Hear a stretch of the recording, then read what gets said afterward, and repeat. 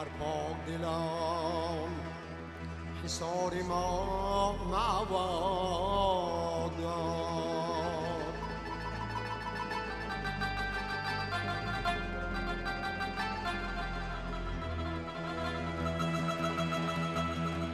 بر پاک دلان حصار ما معواد داد،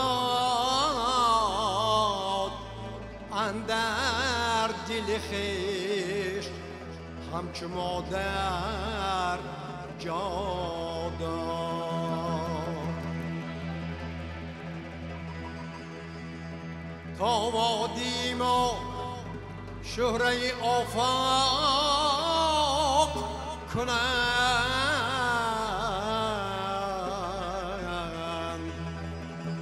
قدسی و پری و حضرت و مرزادان. قدسی و پری و حضرت و مرزادان.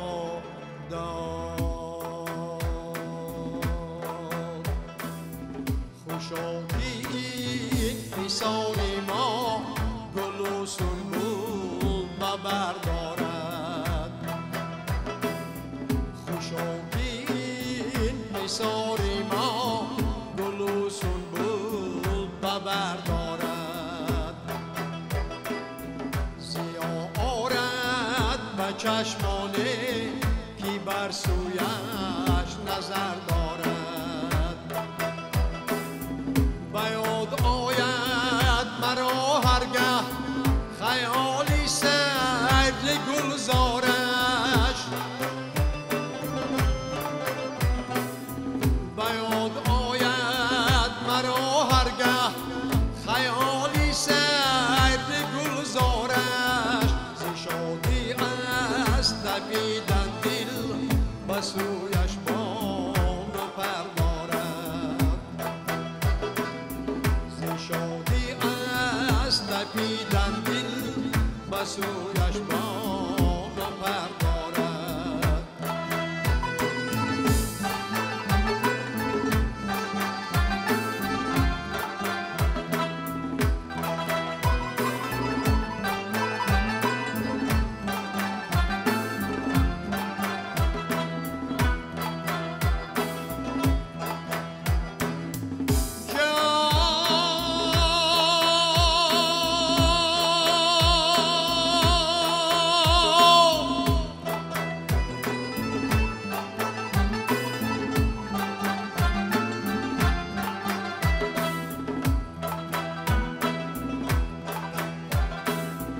درون سینه کوسار و پر لعل و یاقوت است. لباسی سبز بر تن از زمردهای تر دارد. حبیب از محنتی آزاد ملکی ما گلستان شد. حبیب از محنتی آزاد ملکی ما گلستان شد. عجب آسوده از خلقم حیاتی پر ثمر دارد. عجب آسوده از خلقم حیاتی پر ثمر دارد. خوشاکی این حصار ما گل و سنبول بردارد.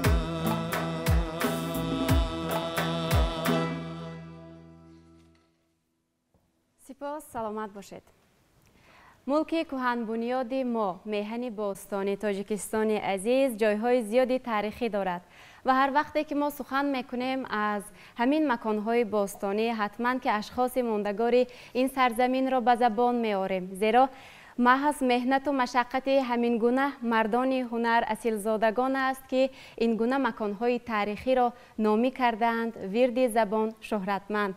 و این سروده که همین حالا منظور شما گردید دوستان عزیز با نام خوشاکین حصار ما گفته های ما را ثابت می کند. عزیزان درود، باز هم برنامه خاطره هاست منظور شما و ما چند قبل برنامه خاطره ها را بخشیده بودیم به یکی از مردان هنر اصیلزاده راه صنعت حافظ خلقی تاجیکستان حسین نصرالدینوف و آنجا قید نمودیم که می‌سزد که باز هم دیگر برنامه ها را درباره زندگی نامه همین مرد هنر برایتان تعریف نماییم. در قول خود استواریم عزیزان، باز هم برایتان میبخشیم این برنامه دیدنی را و باز هم دعوت نمودیم صنعتکاران بخش فرهنگ شهر حصار را هر یک شما را خوش آمدید میگوییم و اینچنین قید می نماییم که امروز باز هم برای بازخواند سرود استاد حسین نصرالدینوف مهمان الکه همیشگی ما هنرمند شایسته تاجیکستان اسکندر بایف. شامتان بخیر. تشکر بسیار. بزرگان رو بزرگان زنده می‌دارن میگویند اگر ما بزرگای گذشته یاد نکنیم به هیچ جا نمیرسیم. امروز اگر سرودهای آنها رو مکتب آنها رو اگر یاد نکنیم در آینده ما رو نسل جوان نمیبخشد و اساسا همین مکتب‌ها ممکن گم شدنش ممکن. برای همین حرکت کردن در راهی صنعتکاران همین پیروان گذشته البته یاد کنند سرودهای و را زمزمه کنند که جوانان فهمند که مثلا استاد عادل هاشم که بود، استاد شادروان ظفر ناظم که بود، شادروان حسین نصرالدین که بود. من تماشا میکنم خاطر را بسیار یک برنامه خوب است. درست قید کردید زیرا ما با یاد کردن همین گونه نفران بزرگی که نامبر نمودید ما صنعت خود را نیز ماندگار کرده می توانیم زیرا اینها نفران بودند که صنعت شناس بودند، اینها نفران بودند که در راه صنعت خود را فدا کردند و همیشه از پی جستجو تکاپو بودند و تصمیمی که ما گرفتیم البته این برنامه‌ای که باز هم تالیف میکنیم باور داریم که پسند باز هم بینندگان میگردد، تماشابینان، مخلصان تلویزیونی سفینه، خصوصا برنامه خاطره ها. و میدونید خیلی در بالا قید کردیم در برابر یاد کردن بزرگان تاریخ اینچنین ما یاد میکنیم مکانهای تاریخی را. از این رو نیز باور داریم شما امروز در اولی برنامه سرود بسیار زیبا را اجرا کردید با نام خوشاک این حصار ما. خب از تاریخ آفرینش همین سرود میگفتید. سال 1979 بود. بار استاد به همین بخش فرهنگ تشریف آورده بودم. بعد در یک کابینت نشسته بودیم، در همینجا یک رباب ماندگی بود. یک شعر رو پرسیدیم، شعر رو نشوندن، کنیگر یک تا خان گفت. همین آهنگ من تیار کرده بودم. در وقتی که پختشینی بود، وقتی همین استراحتی نصف روزی همین پختشینی بود، ما رفتن در اونجا ثبت سرود خوندید، خاطر همون پختشینی رو شاد میکردیم. یک سرودی استاد همدم جلو بود.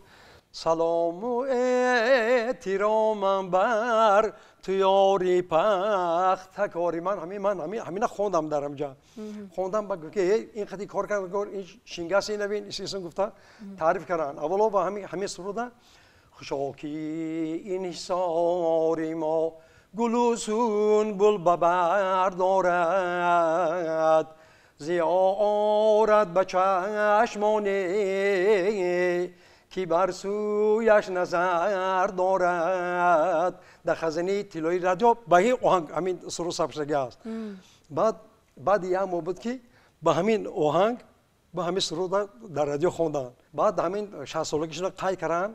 بعد اونجا گلزار بود، در مابین گلزار بعد با طور فنگرام همین سرود رو هر دو کسا بعد اجرا کرده بودیم. چون اگر ما به زندگی نامه‌شان یکم نظر اندازیم معلوم می‌گردد که بسیار محبتی به اندازه داشتن نسبت به صنعت موسیقی کلاسیکی و همیشه کوشش می‌کردند که سرودهای بسیار دلچسب، دلرس، گوشرس را اجرا کنند در برابر آن که سرودهای گفتید نفری را انتخاب کرده گلچین کرده اجرا میکردن، حتما که خودشان نیز سرود ایجاد میکردن در پیروی همین موسیقی همین آهنگ.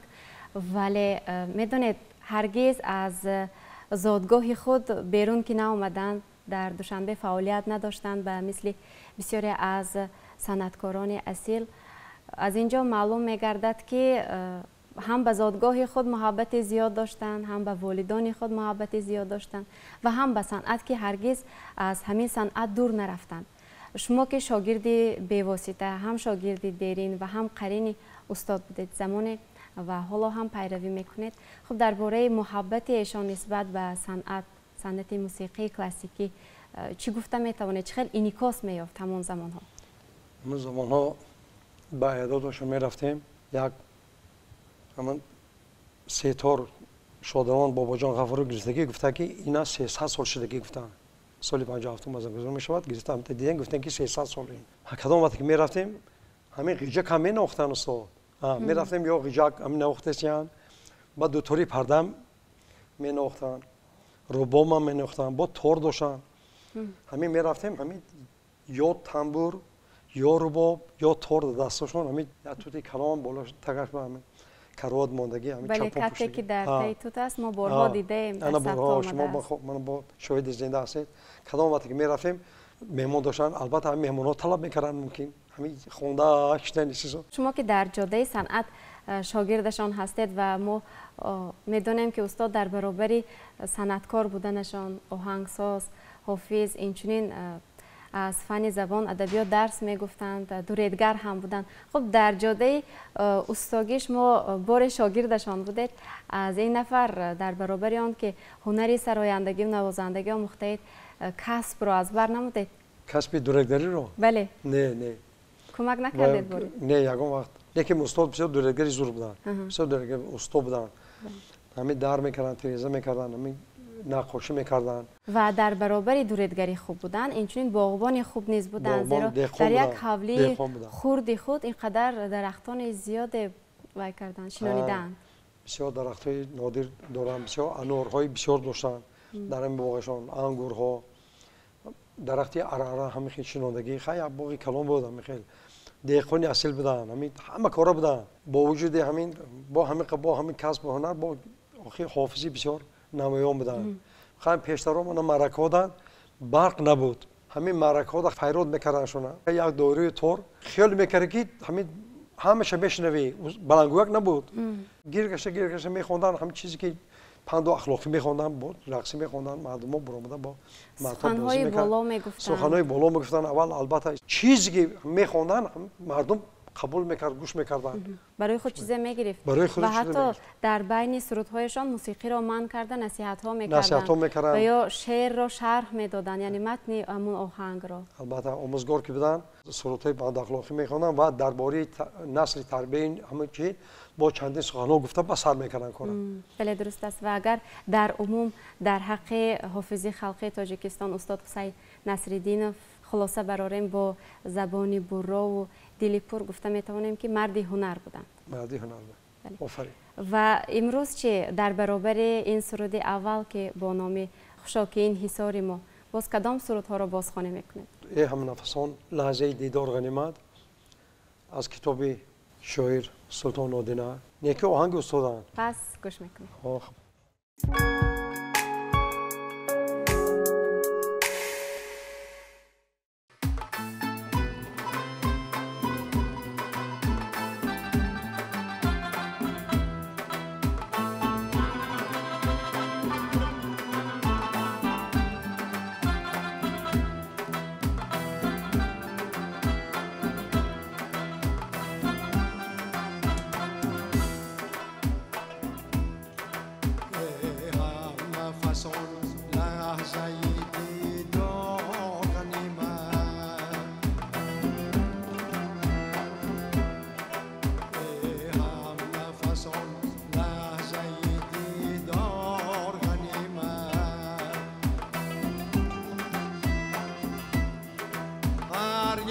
نفسی دیدنی دیدار غنیمت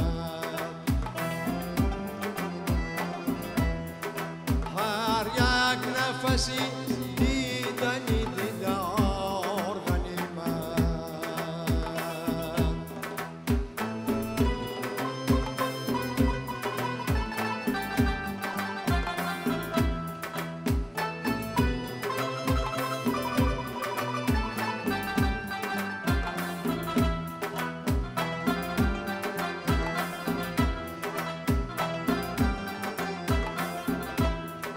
هر لحظه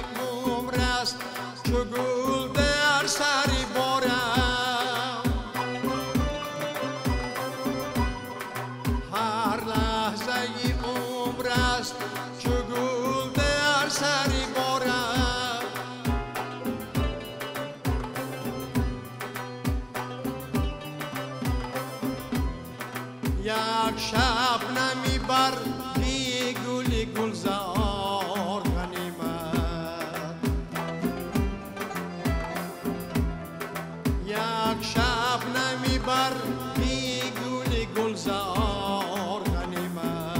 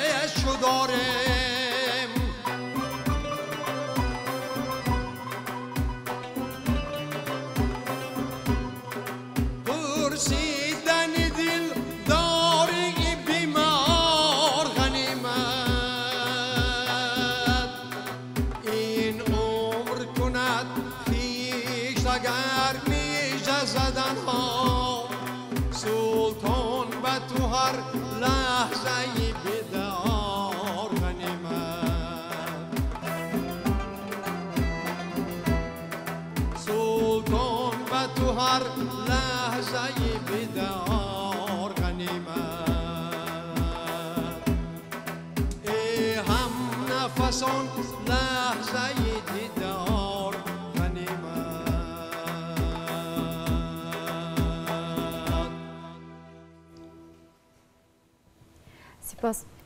این را ببینید که آن موهنگ، آن موسیقی هایی که این مرد کتابدان و کتابدار و کتابخوان ایجاد کردند هر یک عرفانی بود.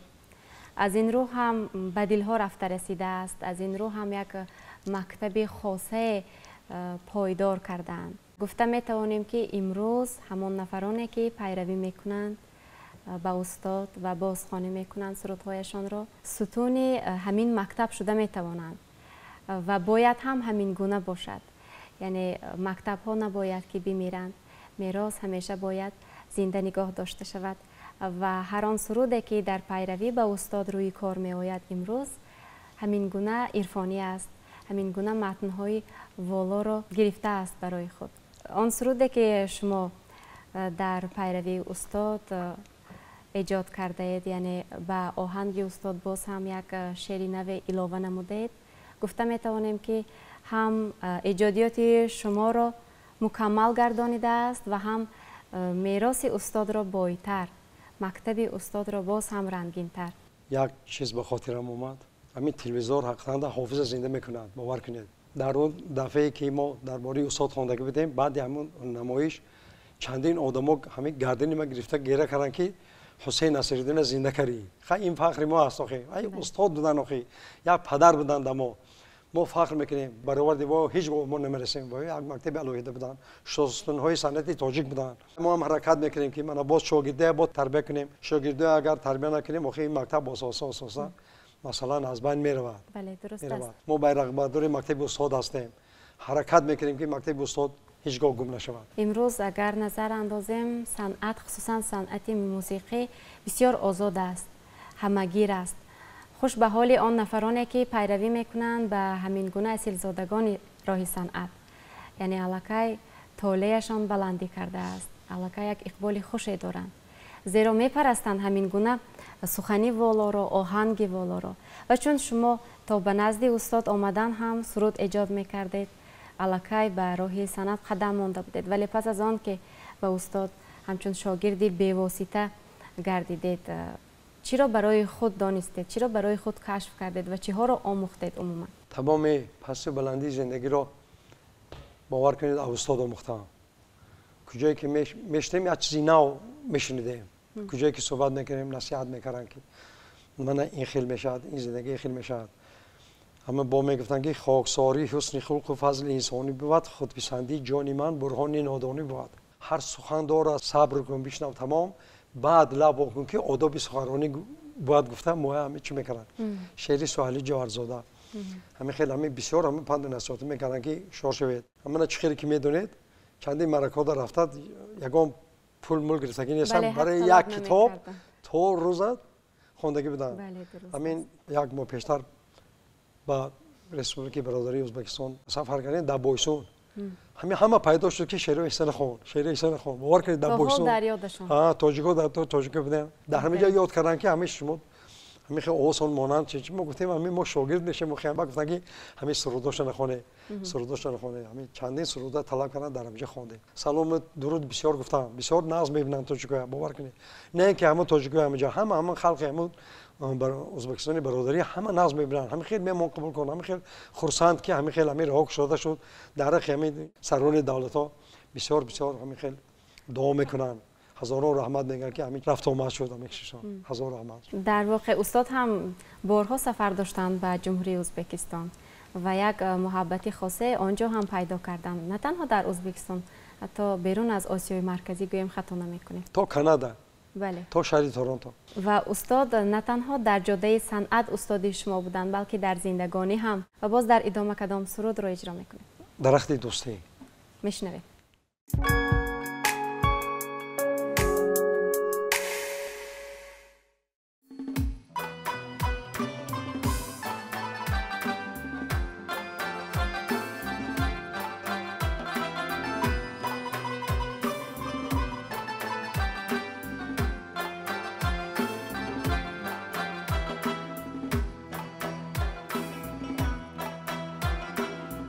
درختی دوستی بنشان که کام دل ببار آرد درختی دوستی بنشان که کام دل ببار آرد نهال دشمنی برکن که رنجی به شمار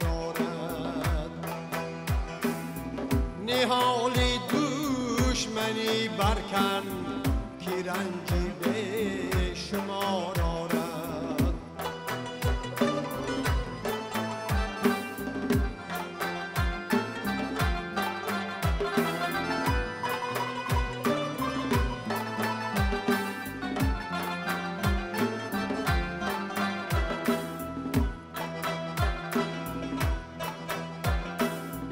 شبی صحبت غنیمت دان که بعد از روزگاری ما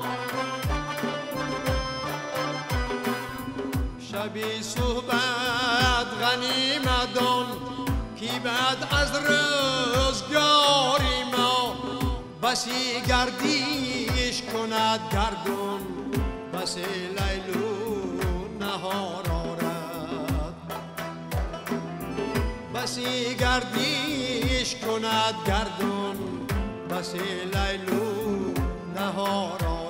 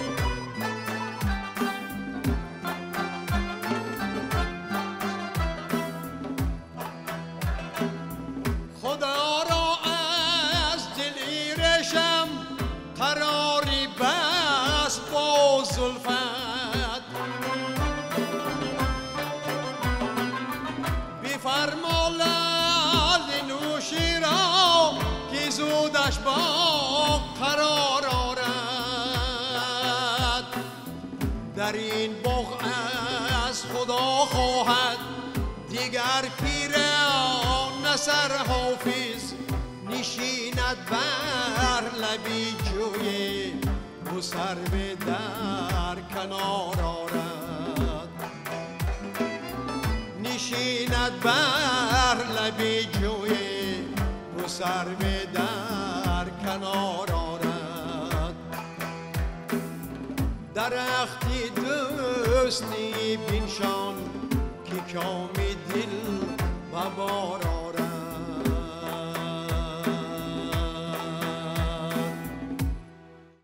سپاس. و چون گفتیم این مردی هنر عشق خاصه داشتن به ادبیات، به سخن، به کلامی بده، همیشه در هر جا نصیحت میکردن، نصیحت های بسیار شیرین گوارا و حتما که از شعرها، از غزلها استفاده میکردن و حتی در یکی از ثبت هایی که تا به حال به ما مانده است از استاد در بین طالب علمان مؤسسه تحصیلات میانه که در شهر نو است و به نام استاد آنجای را گذاشتن آن مکتب را، همین خیلی استاده نصیحت های بسیار فراهم میکنند به نورسان. آن گلغنچه ها را ببینید که نابسته از این جوانی خوب گوش میدهند به استاد. یعنی از این معلوم میگردد که استاد در برابر آن که سخنهای والا میگفتند ولی ساده میگفتند تا اینکه به همگان فهمو باشد و حتی به هر آن محفلی که میرفتند حتما به صاحب محفل کتاب تحفه میکردند، هدیه میبردند با خود و با همین گونه سخنهای والا شروع میکردند برآمدی خود را، نصیحت‌های خود را و بعداً سرود می‌خواندند. و در این قطار سروده که حالا بازخوانی گردید با نام درخت دوستی سراپا نصیحت بود، پند بود و مثل آن که همین گونه یک خصلت، همین گونه یک فطرت داشتند استاد، یعنی نصیحت گو.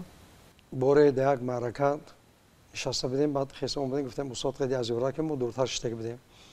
سرشون یک دکجا میگردی شی اینجا، بعد گفتن که اسکندر همین دازم رادیو موندگی همین غرب هم برده است، همین سرود در رادیو خوندیم. من ثبت دارم مثل همین درخت دوستی در خزینه رادیو رادیو دارم گوگو صدا میته. با ایشان جلو گفته که آدم گفت در همین دانشگاه آموزگاری معلم ما بود گفت در خوبم پشتم بزنگ همین شاگرد تا گفته گفت که نام سرود هم گام بزنم درخت دوستی حافظ خوانده گفتم میخیر در رادیو دقیقاً غرب هم برده گوش کردم گفت. و این چیز هم دلگرم میکند ولی صنعتکار را، آوازخوان را به صنعت و مشکلاتش شاید، زیرا اختصاصی را تا حال وان نخورده ایم که مشکلی نداشته باشد، حتما که حداقل در اول مشکلات زیادی دارد و شما را تا چه اندازه همین نصیحت ها در برطرف کردن این مشقت ها کمک رسان بود، مددگار شد.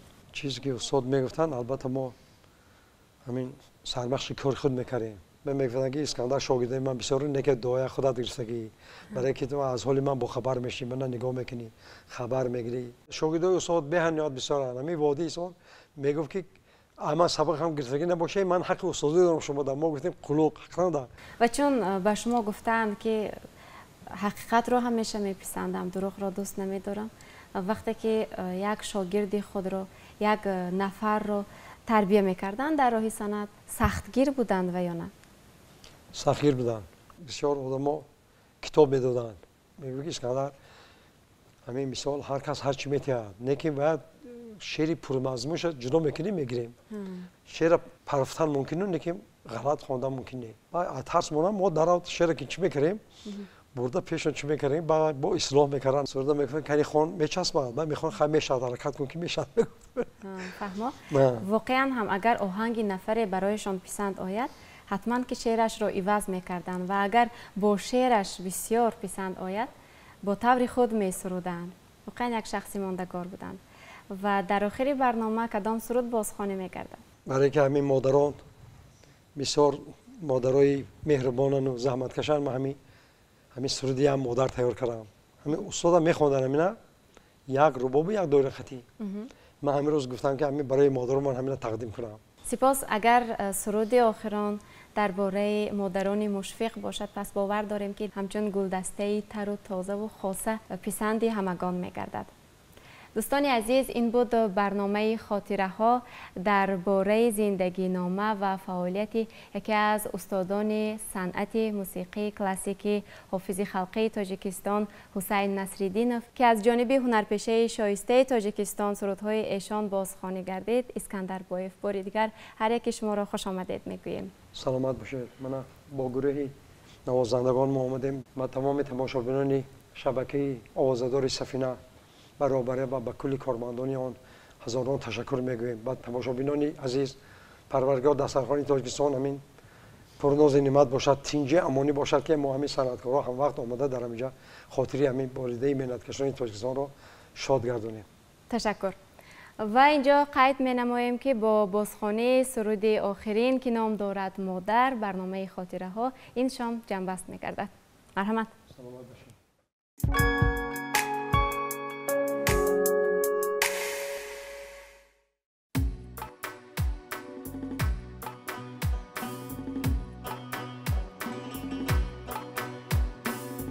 بنورش گر چین خورشید خاور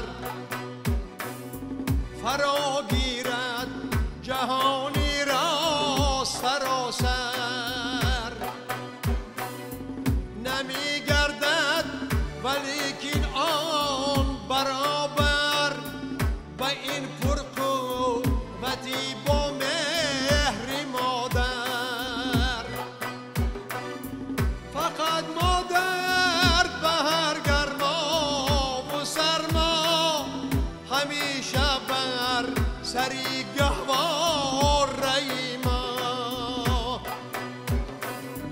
نپوشیده دمی دو چشم و شبها کلام کرد او چو جان بگریفت در بر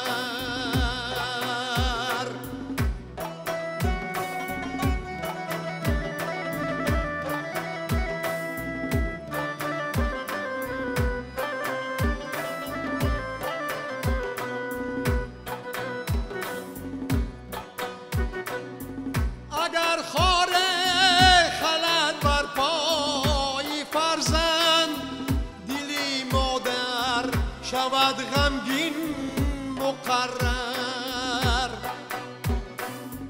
برای فکر یادی پر امیدش